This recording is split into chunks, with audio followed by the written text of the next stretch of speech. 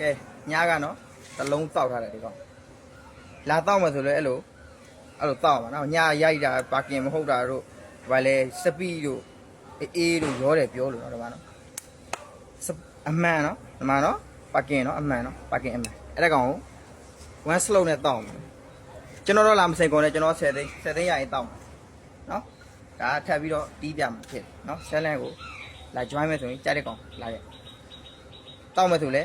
challenge ပြန်ပြီးတော့ဆင့်ခေါ်တယ်နော်အဲ့လိုရှင်တောက်မယ်ဆရာကြီးတွေလာခဲ့တယ်အရက်ဆရာကြီးရှင် fight လို့ရနော်လူတယောက်ခဏရင်တော့မတူနော်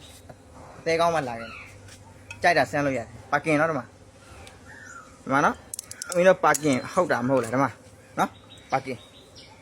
နော်ပါကင်နော်โอเค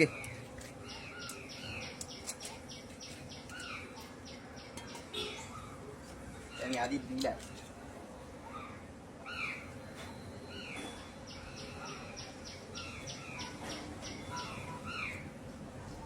ဒီကြိုက်တယ်နော်ဒီကြိုက်တဲ့ချိန်ပါ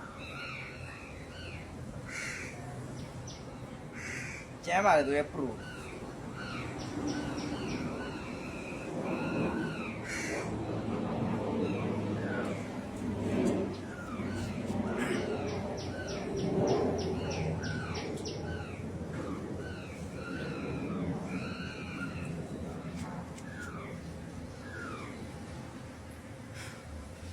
ကဲ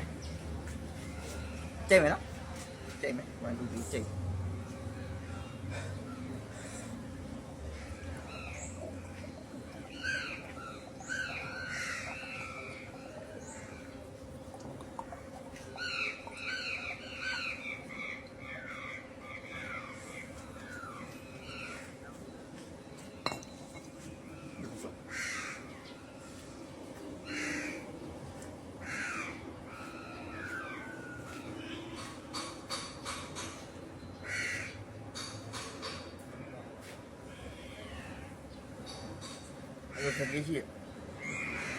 အဲ့လိုတတိရှိလာကြတယ်